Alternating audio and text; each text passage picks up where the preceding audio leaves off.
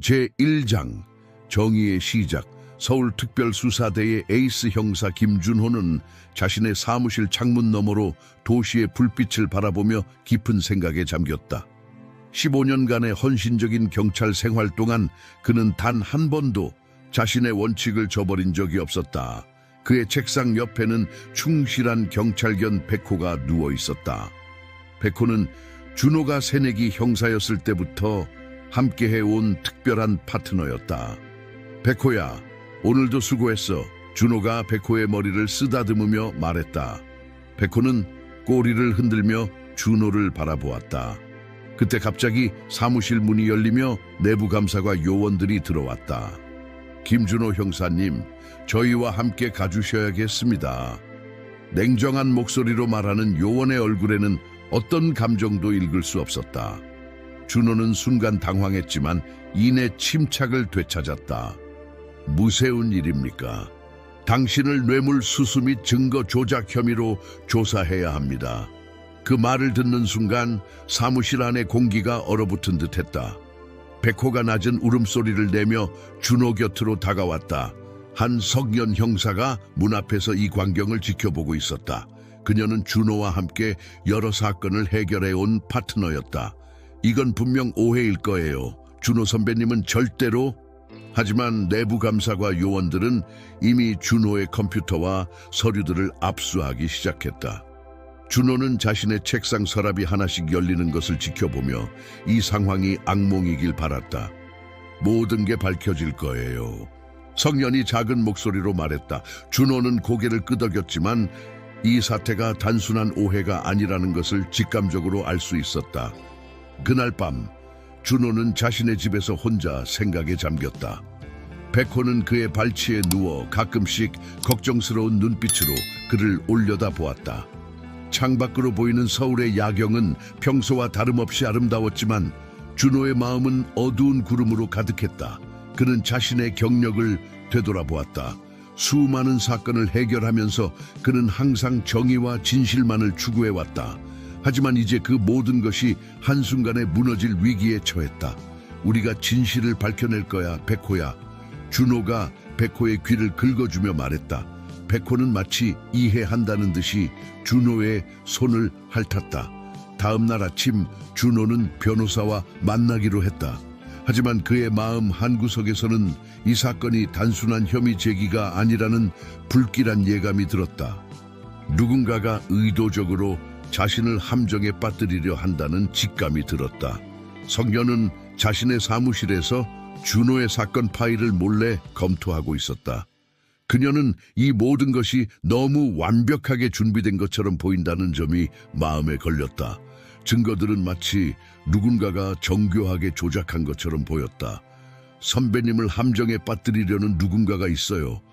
그녀는 혼잣말처럼 중얼거렸다. 그리고 그 순간 그녀는 중요한 결심을 했다. 동료의 결백을 증명하기 위해 자신이 할 수 있는 모든 것을 하기로 한 것이다. 백호는 이 모든 상황을 지켜보며 특유의 예리한 감각으로 무언가를 감지하고 있었다. 그의 본능은 이 사건의 배후에 숨겨진 더 큰 음모가 있다는 것을 알려주고 있었다. 그리고 그 진실은 아무도 예상하지 못한 곳에서 시작되고 있었다. 이 이야기가 마음에 드셨다면 구독과 좋아요 버튼을 눌러주세요. 여러분이 어느 도시에서 시청하고 계신지 댓글로 알려주세요. 이야기를 계속하겠습니다. 제2장 숨겨진 진실 법정안은 긴장감으로 가득했다. 김준호는 피고인석에 앉아 있었고 백호는 특별 허가를 받아 법정 뒤편에서 상황을 지켜보고 있었다. 검사는 준호의 컴퓨터에서 발견된 의심스러운 계좌 내역과 수상한 이메일들을 증거로 제시했다. 이 모든 증거들은 피고인 김준호가 지난 6개월간 지속적으로 뇌물을 수수했다는 것을 명백히 보여줍니다. 검사의 목소리가 법정에 울려 퍼졌다. 그때였다. 백호가 갑자기 안절부절 못하는 모습을 보이더니 준호가 앉아있는 쪽으로 달려갔다. 법정 경위들이 막으려 했지만 백호는 이미 준호의 재킷 주변을 열심히 냄새 맡고 있었다. 백호야, 왜 그러니? 준호가 걱정스럽게 물었다. 백호는 재킷 안쪽 주머니를 계속 가리켰다. 판사는 이 특이한 상황에 주목했고 준호에게 재킷을 검사해 볼 것을 지시했다. 준호가 주머니를 뒤지자 작은 녹음기가 발견되었다. 한석연은 방청석에서 이 모든 상황을 지켜보며 긴장된 표정을 지었다. 그녀는 지난 며칠간 준호의 결백을 증명하기 위해 밤낮으로 조사를 해왔다. 특히 의심스러운 점은 증거가 나타난 시점과 방식이었다. 녹음기의 재생 버튼이 눌리자 법정은 완전한 침묵에 빠졌다. 왜곡된 목소리가 들려왔다. 박성민 총경이 지시한 대로 김준호의 컴퓨터에 자료를 심었습니다. 이제 그는 빠져나올 수 없을 겁니다. 법정이 순식간에 술렁이기 시작했다. 판사는 즉시 정숙을 명령했고 이 새로운 증거를 검토하기 위해 재판을 중단시켰다. 석연은 재판이 중단된 틈을 타 준호에게 다가갔다. 선배님, 제가 조사해보니 박성민 총경과 관련된 수상한 정황들이 더 있어요. 하지만 조심해야 해요. 우리를 지켜보는 눈이 많아요. 준호는 고개를 끄덕였다. 이제 그는 자신을 함정에 빠뜨리려는 세력의 정체가 어렴풋이 보이기 시작했다. 하지만 이것은 시작에 불과했다. 백호는 계속해서 불안한 기색을 보였다. 마치 아직도 뭔가를 찾아내려는 듯한 모습이었다. 준호는 백호의 이런 행동이 단순한 우연이 아니라는 것을 깨달았다. 백호가 또 뭔가를 발견한 것 같아요. 석연이 말했다. 이 녹음기만이 전부가 아닐 수 있어요.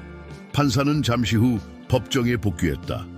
새로운 증거가 발견됨에 따라 본 재판은 재조사를 위해 잠정 중단됩니다. 피고인 김준호는 추가 심리까지 조건부 석방됩니다. 법정을 나서는 준호의 눈에는 결연한 의지가 깃들어 있었다. 이제 그는 자신을 함정에 빠뜨린 진짜 범인을 찾아내야 했다. 하지만 그 과정은 결코 쉽지 않을 것이다. 석연은 준호와 백호를 데리고 자신의 사무실로 향했다. 그녀의 컴퓨터에는 이미 여러 증거 파일들이 준비되어 있었다. 선배님, 이건 단순한 음모가 아니에요. 제가 발견한 것들을 보여드릴게요. 그들은 아직 모르고 있었지만 이 사건의 배후에는 그들이 상상했던 것보다 훨씬 더 깊고 어두운 진실이 숨겨져 있었다. 그리고 그 진실은 곧 그들의 삶을 완전히 뒤바꿔 놓을 것이다. 제3장 깊어지는 미스터리 경찰서 증거 보관소는 늦은 밤에도 불이 켜져 있었다. 한석연은 조심스럽게 서류들을 살펴보고 있었고 백호는 특유의 예민한 후각으로 공간을 탐색하고 있었다. 김준호는 문 앞에서 경계를 서며 동료들의 수상한 움직임이 없는지 살폈다. 선배님, 이상해요. 석연이 작은 목소리로 말했다.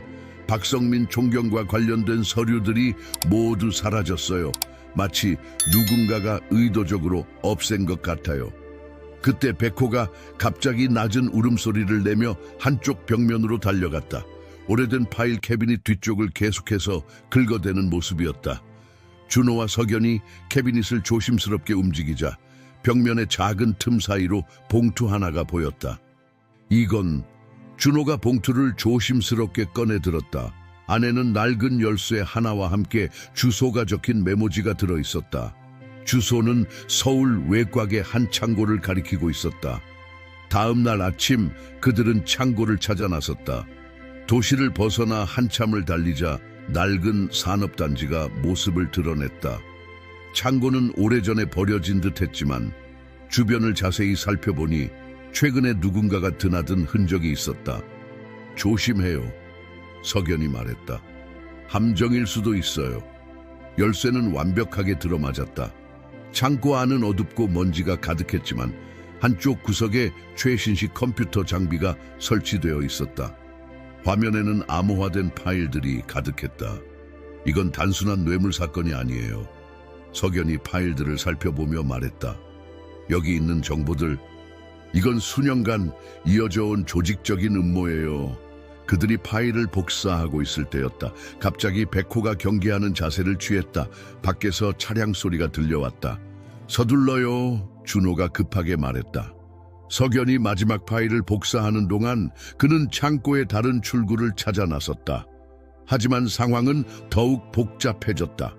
다음 날 아침 석연의 책상에는 그녀를 의심스럽게 만드는 새로운 증거들이 나타났다. 위조된 계좌 내역과 조작된 사진들이었다. 마치 그녀도 이 음모의 일부인 것처럼 보이게 만드는 것들이었다. 이제 저도 표적이 된 것 같아요. 석연이 준호에게 전화했다.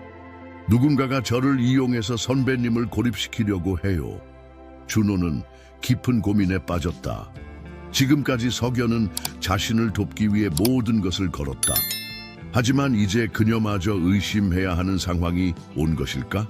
백호는 평소와 다르게 석연을 대했다. 여전히 그녀를 신뢰하는 듯한 태도였다. 준호는 백호의 판단을 믿기로 했다. 지금까지 백호의 본능은 한 번도 그를 실망시킨 적이 없었다. 석연 씨, 당신을 믿습니다. 준호가 단호하게 말했다. 우리가 함께 이 사건의 진실을 밝혀낼 겁니다.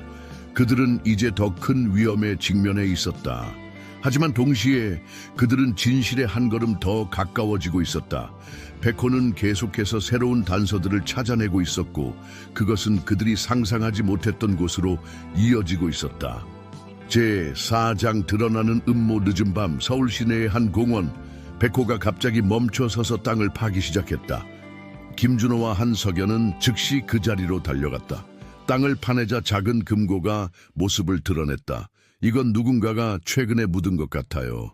석연이 금고를 살펴보며 말했다. 금고는 현대식 디지털 잠금 장치가 달려 있었다. 준호는 창고에서 발견한 파일들을 떠올렸다. 암호화된 파일 중에 숫자 조합이 있었죠. 그게 이 금고의 비밀번호일 수 있어요. 석연이 재빨리 태블릿을 꺼내 파일을 확인했다. 여러 번의 시도 끝에 금고가 열렸다. 안에는 녹음 파일이 담긴 USB와 함께 오래된 사진들이 있었다. 이건 준호의 얼굴이 굳어졌다. 사진 속에는 박성민 총경과 여러 고위 관료들이 비밀 회의를 하는 모습이 담겨 있었다. 날짜는 3년 전으로 준호가 부패 수사를 시작했던 시기와 일치했다. 녹음 파일을 재생하자 충격적인 대화가 흘러나왔다. 김준호가 우리 조직에 위협이 되고 있어. 그를 제거할 방법을 찾아야 해. 박성민의 목소리였다. 이제 모든 게 이해돼요. 석연이 떨리는 목소리로 말했다. 선배님이 부패 수사에 다가갈수록 그들은 불안해졌고 결국 이런 계획을 세운 거예요. 그때 백호가 다시 한번 날카로운 반응을 보였다. 멀리서 누군가가 그들을 지켜보고 있었다. 준호는 즉시 증거들을 가방에 넣고 자리를 피했다. 다음 날 아침 법원 CCTV 영상이 모두 삭제되어 있다는 소식이 들려왔다. 백호가 녹음기를 발견했던 그날의 영상이었다. 너무 완벽해요. 석연이 고개를 저었다. 마치 누군가가 우리 한 걸음 앞을 계속 내다보고 있는 것 같아요. 준호는 사무실에서 발견된 서류들을 다시 한번 꼼꼼히 살펴보기 시작했다. 그러다 그의 시선이 한 장의 보고서에 멈췄다. 그의 스승이었던 최상배 전 총경의 서명이 있었다. 이럴 수가. 준호의 손이 떨렸다.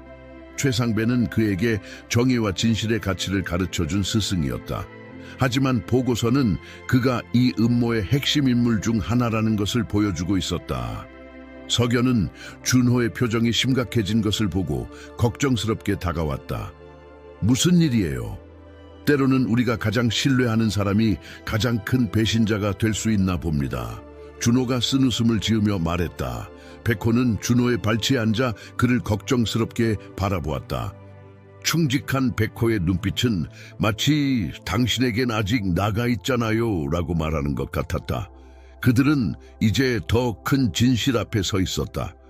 이것은 단순한 권력 다툼이 아닌 오랜 시간 동안 철저하게 계획된 거대한 음모였다. 그리고 그 속에는 준호가 믿고 따랐던 사람들의 배신이 숨겨져 있었다. 우리는 계속 가야 해요. 석연이 단호하게 말했다. 이제 와서 물러설 순 없어요. 준호는 묵묵히 고개를 끄덕였다. 배신의 아픔은 크지만 진실을 향한 그의 의지는 더욱 강해졌다. 백호는 여전히 그의 곁을 지키며 다음 단서를 찾아 나설 준비를 하고 있었다. 제5장 위험한 진실. 한석연의 사무실은 새벽에 어스름한 빛으로 가득했다. 수상한 은행 거래 내역을 추적하던 중 그녀는 특이한 패턴을 발견했다. 모든 거래는 한 창고 회사로 연결되어 있었다. 선배님, 여기 와서 이것 좀 보세요. 석연이 준호를 불렀다. 준호가 모니터를 살펴보는 동안 백호는 갑자기 긴장된 모습을 보였다. 누군가가 사무실 밖에서 그들을 지켜보고 있었다.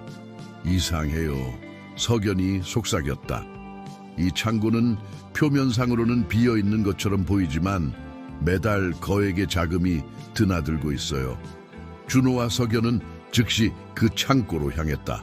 백호는 평소보다 더 예민한 모습으로 주변을 경계했다. 창고에 도착하자 백호가 특정 지점을 가리켰다. 벽면을 조사하던 중 그들은 숨겨진 서류 더미를 발견했다. 문서들을 펼쳐보니 충격적인 내용이 드러났다. 그것은 고위 관료들의 명단이었고 각각의 이름 옆에는 그들의 비리 증거가 상세히 기록되어 있었다. 이건 협박용 문서네요. 준호가 중얼거렸다. 누군가가 이 정보들을 이용해서 사람들을 통제하고 있어요. 그때였다. 창고 안으로 누군가의 발소리가 들려왔다. 백호가 즉시 경계태세를 취했다. 여기서 뭐 하시는 거죠? 낯선 목소리가 들려왔다. 팀장급으로 보이는 한 남자가 그들을 바라보고 있었다. 수사 중입니다. 준호가 단호하게 대답했다. 그러시군요. 남자는 미소를 지었지만 그의 눈빛은 차가웠다. 하지만 이제 그만하셔야 할 것 같네요.